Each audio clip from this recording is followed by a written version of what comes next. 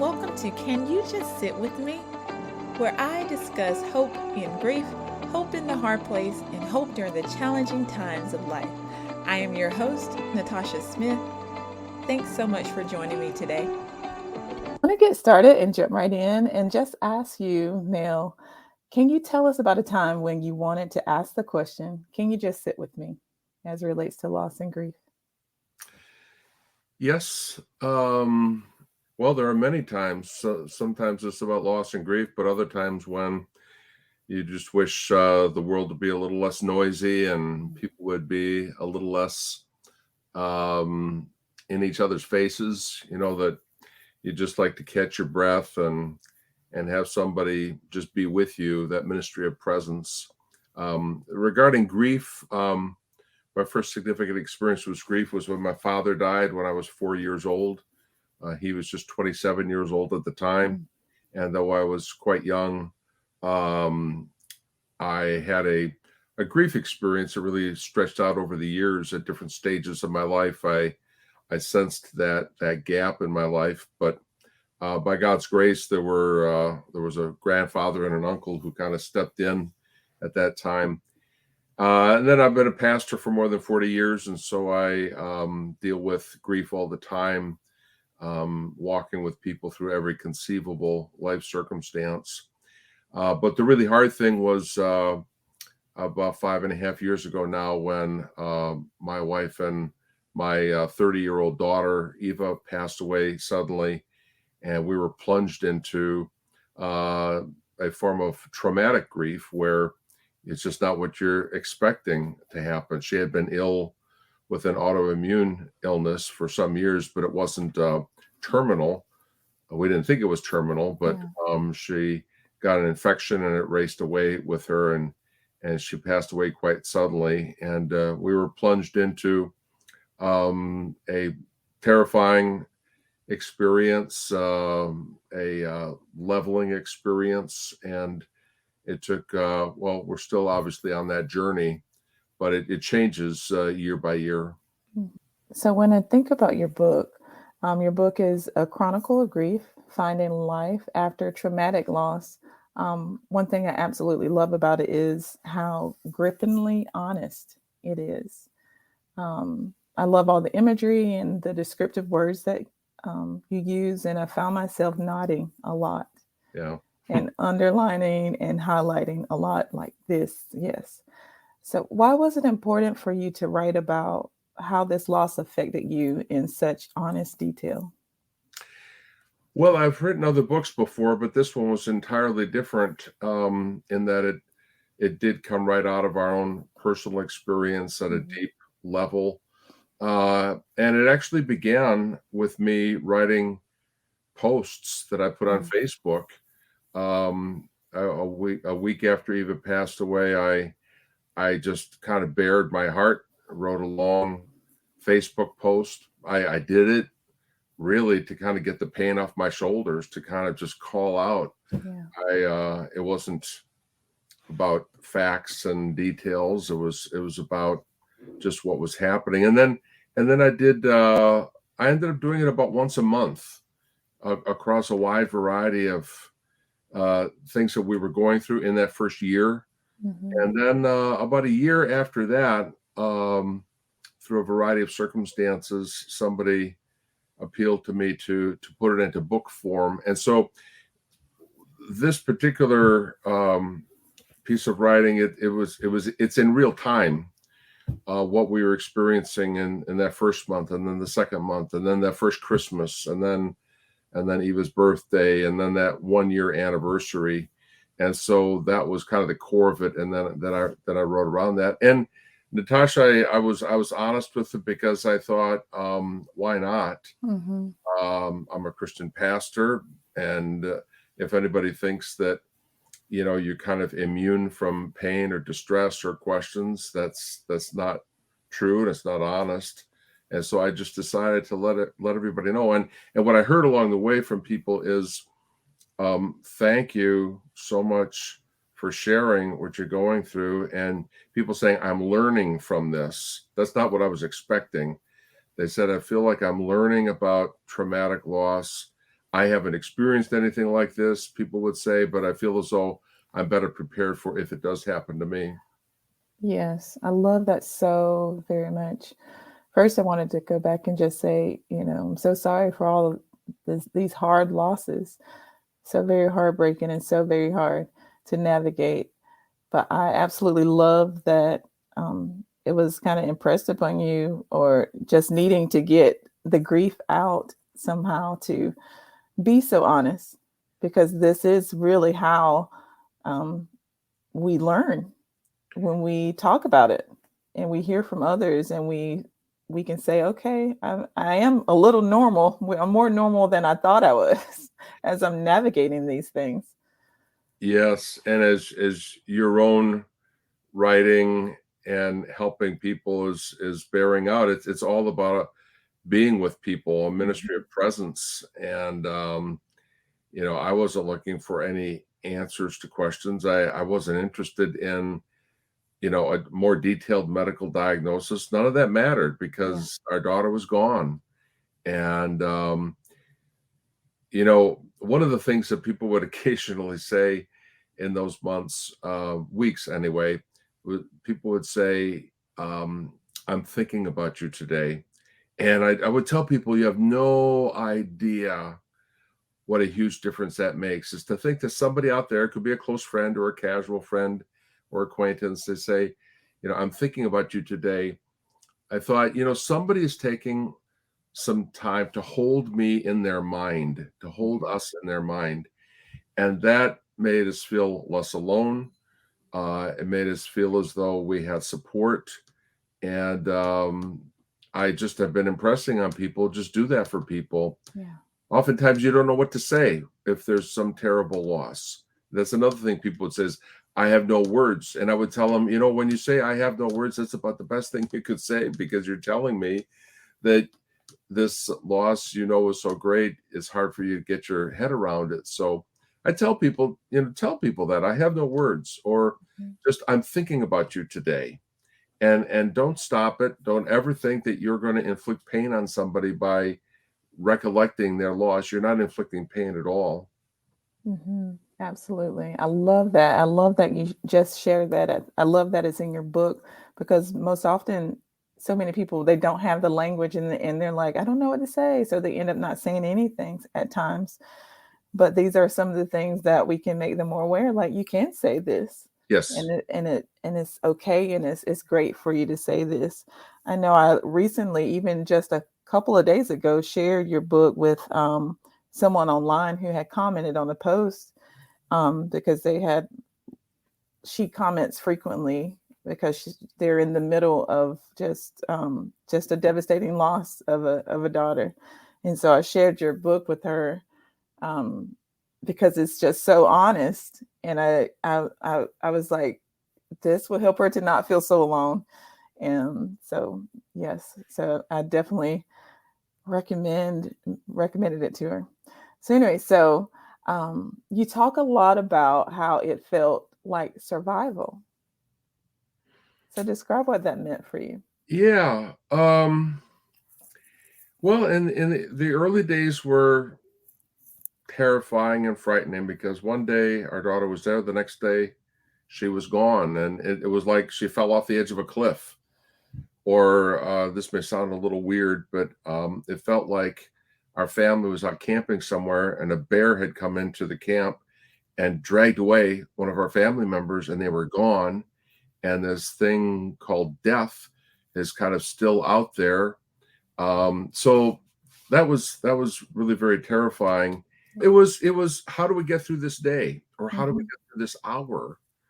And in those early days and weeks, there was anxiety, there was panic. Sometimes it was a matter of just centering oneself, saying, okay, here I am in the present moment, and what's past is past. I can't change that. The future to worry about. I don't need to worry about how we're going to handle Christmas. That's for months down the road. But our word survive comes from two words, survivre, which means to live through. To live through. So to survive means that life goes on. You're trying to figure out how to continue living. Mhm. And, within hours of Eva's passing, I realized my family's task ahead was going to be how to live in the light of this harsh new reality. It was reality. There's no reversing it. You cross that line and there's no going back.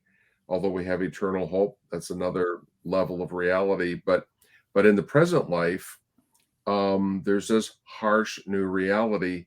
And what we're going to have to do is to live in the light of that reality, make it through day by day, then month by month, and now year by year. And that's what I mean by survive. Mhm. Yes. By the way, survive is not it's a positive thing. It's God honoring to say life goes on and I'm going to go on. It's not, somebody thinks, well, you can certainly do better than surviving. Well, yeah, eventually you can thrive. There comes a day when you can have a smile on your face, when you remember your loved one, when you can get back to some things that have been more normal in life. But if where you're at right now is just making through, just surviving, there's nothing shameful about that. Yeah. That is God honoring. Yes. I love so much that you mentioned that, because it can be taken into a negative light to say, well, you have Jesus, you should be, and you Yeah. fill in the blank. But that's I love the way that you put it. It's honoring. It's God honoring, Yeah. because grief is necessary.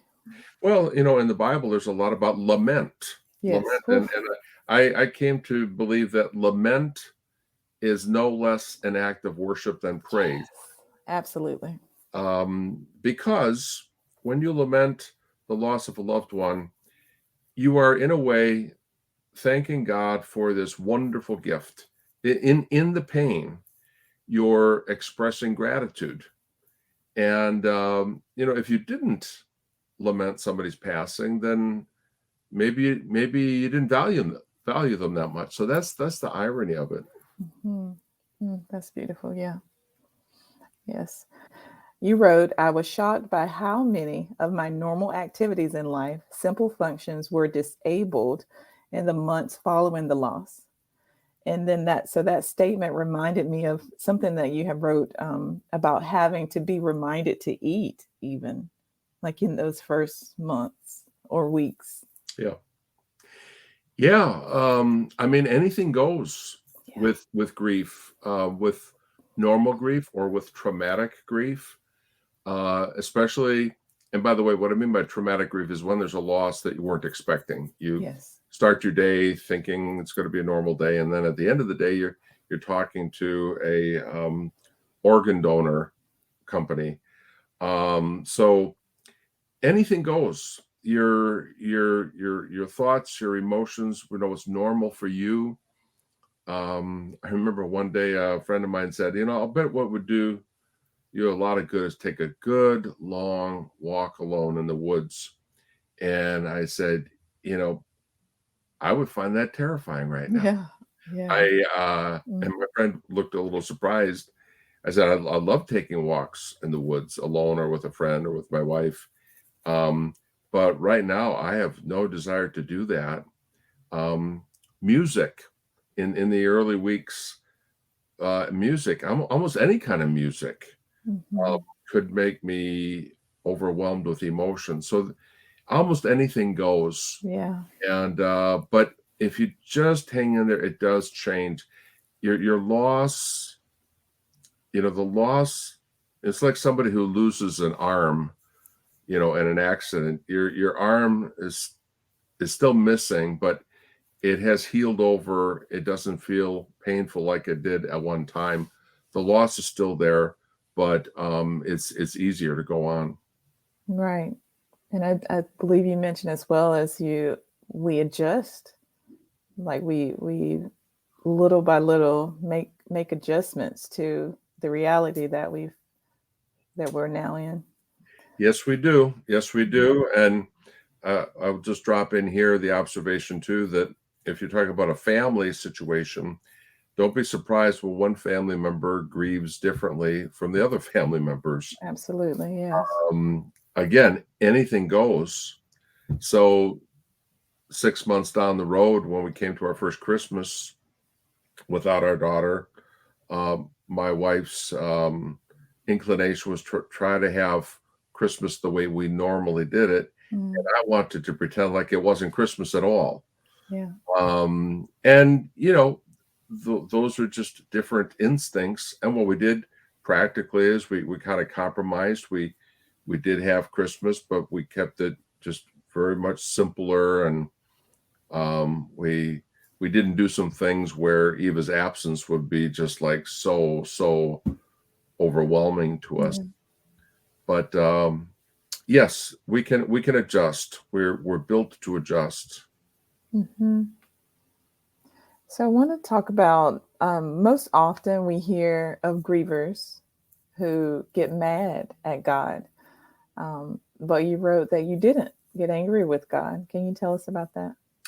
Yeah. For me personally, that was not an experience that I had. And I think it's because I lost my father when I was 4. So I had a view of life, to be perfectly honest, where life includes loss. Also, being a pastor and doing funerals for infants and grandmas and grandpas and suicide victims and all the rest, you know, I've had a view of life all along that we live in a world that is broken. Yeah. There's disease, there's accidents that happen. And I believe that God is good. Nothing else makes sense in my view. Otherwise, I wouldn't have had such a wonderful daughter and so on. So I will not criticize somebody who says they're angry at God ever, because as I say, anything goes. And in the Bible itself, you've got people like in the Psalms that have times when they're angry with God, whether it's anger or frustration or whatever. But I do know this: if I were to conclude that God must not be very good if he allowed this to happen, it doesn't take my pain away. It doesn't make anything better. I find it far more comforting to believe that God grieves with us, and God has said there's going to come a time when there will be no more tears and no more pain and no more disease. That's not where we are right now, but that day is coming. Yes, absolutely. So through your story, you know, your story is so heart-wrenching, even to read, you know, yet your words of faith are so evenly matched to that heartache. And so it's, you know, it's a lot of pain and loss in the book and threaded in your story. Yet again, like the faith that is also written is so strong. So can you tell us and maybe describe what your faith looked like on the onset of the loss and during this time? Yeah, well, you know, loss or trauma, it has a reducing effect. It kind of makes all the things that are silly in life, marginal in life, kind of go away. And same thing with our beliefs. You kind of are driven back to what your core beliefs are. Yeah. So Eva passed away just I think a week and a half before Father's Day. So here I'm coming up on Father's Day and I'm thinking, I'm glad for my Heavenly Father. And so there were 2 things, Natasha, in the early weeks that I really was driven back to in terms of my faith. One is that God is good. Yeah. I believe that. I still believe that. The only explanation for me having such pain at the loss of my daughter is because he gave us this wonderful, good gift. As my wife said, her name is Ingrid. As Ingrid said to me one day, you know, would you rather we had Eva for the 30 years that we did, or or would you rather that we never had her at all? Mm. Because we wrestled with infertility and so on. And Yeah. it was such a wise question, because the obvious answer is, well, I'm grateful for those 30 years, really, really grateful. And I still am today. So that was one thing, that God is good. The second truth, faith truth, that I was driven toward is the idea of providence. That, not a sparrow falls from the sky without our Heavenly Father knowing about it. And then for all of us, our days are numbered. Yeah.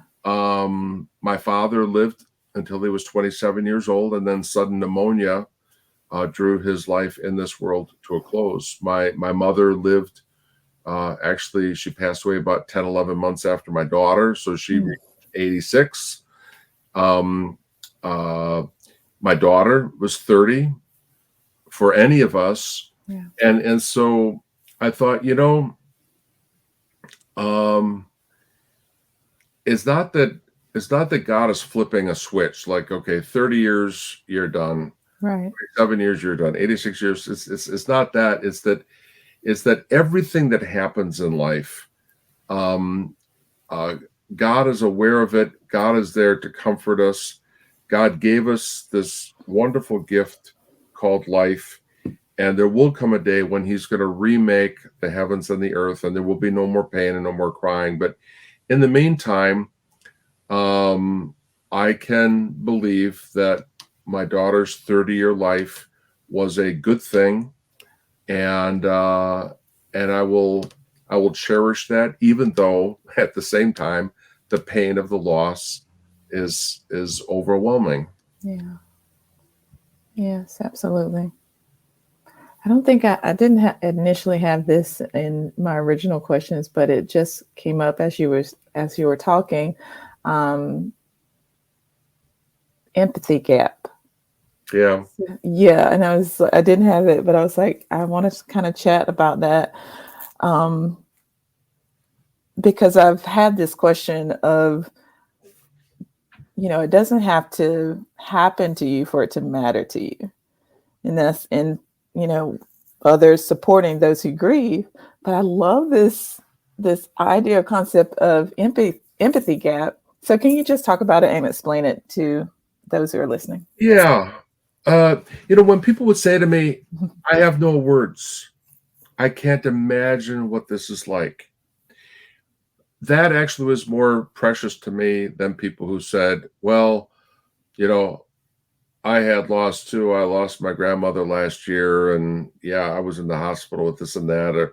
Or people, like you were saying before, they said, well, you have Jesus. So I use the phrase the empathy gap in this sense. If you haven't experienced the exact kind of loss that a friend of yours has gone through, you're not going to be able to fully understand or comprehend it. But that's nobody's fault. It's just you haven't had that experience.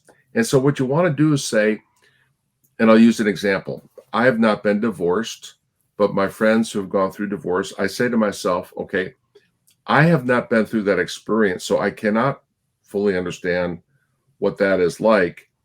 And that's no fault. I mean, it's just the way that it is. But I will try to be empathetic to my friend. I will recognize that my empathy is not able to be complete, but I will really, really be careful to not try to project to a friend that I know more than what I know. And so I've had many times in these years that I've said to somebody, I can't even imagine what you're going through. I'll give you an example. If the people who lose their kids to an act of violence, I can't imagine going through that, or somebody who's got a disease that is extremely painful and stretched out. I've not experienced that, but I can say to people, I can't understand what you're going through, but I want to try to understand. Please tell me what you're going through, and I just want you to know that I'll be thinking about you and praying for you. I'm here with you. And my job is not to try to make somebody else feel happy. I mean, I think one of the biggest mistakes that we make in life is to think that our job is to engineer somebody else's feelings. Mm-hmm. If you've got a friend plunged into grief, your job is not to try to make them feel happy. Your job is to support them, as your writing is pointing out, to be there with them. And that's what will bless them and help them. Oh, I'm so glad that that thought came to my head, because what you just said there, I believe, is just so important for those who are listening, those who are supporting, being a supporter, trying to support those who are grieving. I think it's so important. And so it kind of flows into this next question. I love the idea of people, again, coming alongside us in our grief, people who can just sit with us during what you call the plotting. And you wrote, no one survives on their own. So can you talk about, or just kind of tell us how those, how you had those that would come alongside you? Yeah. I mean, early on, there were good friends who they were heartbroken with us. And I would say to this day, they still are sympathetic to us. But I think we also need to realize that for other people, even good friends, life goes on, and 2 months down the line, 3 months down the line, your loss, and I guess I'm talking here about a loss via death, but it would apply to other losses too. Yeah. Mm-hmm. Loss of a job, loss of a marriage, whatever illness. But for other people, life has gone on, and they're not likely to remember you as often as they used to. Again, that's nobody's fault. It's just kind of the way things go. But it tells me that I want to, when I see somebody who's, I know it's the 1 year anniversary of when their loved one passed away, I want to say something to acknowledge that. And by the way, here's something that we hardly ever do, but it can be very powerful, is to say to somebody, well, tell me about your loved one. When we have people around us who are grieving, and sometimes that makes us feel uncomfortable, which we should just kind of get rid of that personal hesitation. But we think that the issue of the day is the person who is grieving, whereas for the grieving person, the issue of the day is that loved one that they've lost. Mm-hmm. And so if you say, tell me about your mother, I don't know anything about her, you'll be telling your friend something that hardly anybody is saying to them. But they may choke up when they answer your question, but that's okay. There's no problem with that. So just remember what's important to the person who is grieving.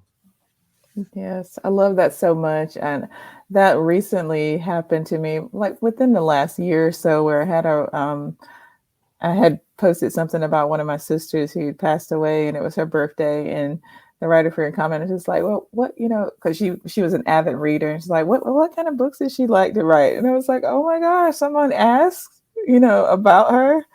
And so it like caught me so off guard, but that was the most beautiful thing that I probably have experienced in that vein of someone asking, Yeah. And so I guess to kind of close, or to kind of wrap it up a little bit, what can you leave those who are listening? What can you leave them with that can help them when they are kind of plunged into a traumatic loss, and they find themselves in survival mode? They've just experienced a traumatic loss. Yeah. Reach out to family and friends whom you trust. I mean, within your family or even your close friends, there will be people that will not know how they can be helpful to you, but think about 2 or 3 people that you do trust. Let people know that you'd appreciate being able to talk to them. if somebody does say something inappropriate to you or unhelpful, just tell them in some way, that's not where I'm at right now. That's not what's helpful to me right now. I had people wanting to talk about the nature of our daughter's illness, and I just told them, I said, I have no interest in talking because it doesn't matter. It doesn't matter right now.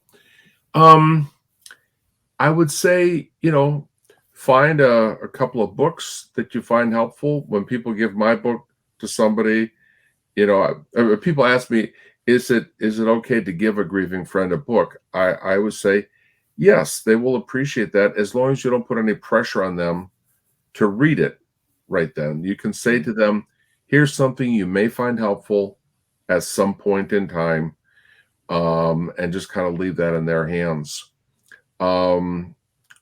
I think for a grieving person, it's helpful to educate yourself about the dynamics of grief. So years ago, I wrote a book called Life After Grief, which was not autobiographical. It was about the dynamics of grief. So those are just a few things that come to mind, Natasha. Yeah, those are so good and so helpful. And just informing and bringing awareness to how others can really help those who are grieving. So I so appreciate this time today. Would it be too much to ask if you told us a little bit about Eva? I know her beautiful pictures in the back of the book, and I kind of read that you've dedicated many books and things, and she was your editor. So just can you tell us a little bit more about her? Well, she was a little spark plug of a kid, just delightful, pretty little girl, and she grew up into a beautiful young woman. She was bright. She made other people really cheered up who she was around. She just had a positive influence on people. She was artistic and curious, very honest, very honest. And actually, that's something that I carry forward with this, is I say, okay, if a 30-year-old young woman knows that in life you have to be honest, you have to be thoughtful and not just superficial. You have to be considerate of others. You have to kind of think outside the box. If a young woman like that can understand all those things, those of us who are older, we got no excuse. We need to take life seriously. So, I learned after she passed away from some of her friends who reached out to me and said, this is what she meant to me. She was there for me. When you were with Eva, you knew that she gave you her full attention. Wow. And there are things that I learned that I didn't even know about before. So it's a mystery to me how, I think these are the kind of people that this troubled world needs. Yes. And I wish that the people that are a real gift to others could live to 100 years old, but it's not the way life works. And we'll just let the good qualities of her life kind of resonate in, for us for as long as we live. Absolutely. So beautiful. Thank you so much for this time, for sitting with me and for sharing today. Mel, it's just been an honor to sit with you today. Thank you. And thank you for reminding us about sitting together. And boy, oh boy, in this troubled world, I think that's really the message that we need. So thank you for investing yourself in that. That brings me to the end of this episode. Thanks again for joining me, and thanks for listening to Can You Just Sit With Me? If you enjoyed the show, please rate and review us on Apple Podcasts, and be sure to come back for my next episode of Can You Just Sit With Me? Until then, this is Natasha Smith, helping you to find hope in grief, hope in the hard place, and hope in the challenging times of life. Be sure to connect with me across social media, Facebook, Instagram, and Twitter at I'm Natasha Smith.